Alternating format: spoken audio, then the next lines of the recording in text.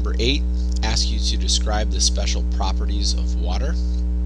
Alright, so first I'm going to just talk about some of these properties, and then I'm going to give you the reason that water has these properties. So first of all, water is liquid at room temperature, and that's just kind of weird. When you really start to think about a lot of the substances that are on our planet, it's very difficult to think of any substances that are liquid at room temperature other than water. A lot of students like to tell me that milk and that Coke and that things that you drink, those aren't water. Well, they are. The main ingredient to everything that we drink is water. So liquid at room temperature is unique, that it's a universal solvent for polar molecules. So if something else is polar, it's going to dissolve in water. And this was the example that I gave you in class, was if you bake something in the oven in a casserole dish, that you should soak it to get it clean when you're done with it. Water molecules are cohesive. That means that they like to stick together. And you saw this in the lab that you did when we did the lab on surface tension. You added drops to the surface of a penny, and what you should have noticed was that the penny could hold a whole bunch of drops of water, 40, 50 drops of water, and it formed a big bubble, and what was happening was the water molecules were holding on to each other. Water temperature changes very slowly, and it also has a really wide range of temperature before it goes from a solid to a gas, and that's the high heat of vaporization.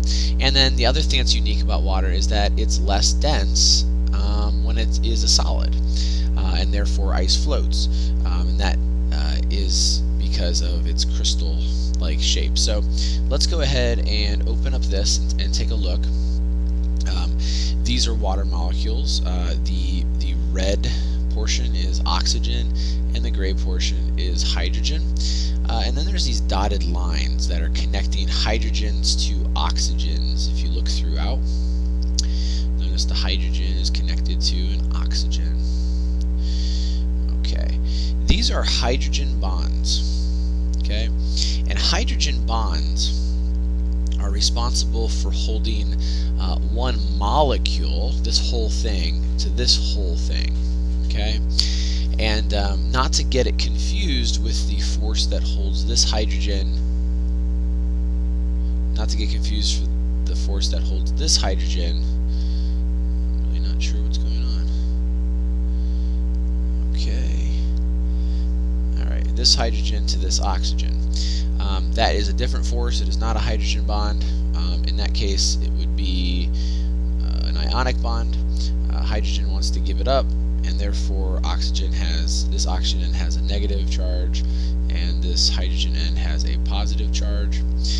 That would make this molecule polar, because it has opposite charges on both sides. And this force, this dotted line, is a hydrogen bond that's holding one molecule to another.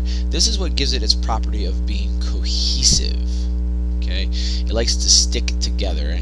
The example that I used in class, I said a sports team that's really good, really truly a great team, is one that is cohesive, where the members of the team all stick up for each other, and then they're all part of one greater goal. And the same thing goes for water. I mean, water is cohesive. It sticks together, it wants to stay together, and it requires energy to break it. And then we could go into, like the detergents. When you added a detergent, which is a non-polar molecule, what happened was the detergent interfered with these hydrogen bonds and caused these molecules to separate from each other. So basically, the water lost its surface tension, and then because it lost its surface tension, it didn't hold as many drops on the penny. The paper clip fell to the bottom of the beaker, because all these bonds ended up getting disturbed. Okay, so I think that answers all the characteristics about water. Basically, if you don't know why water does something, water does it because water is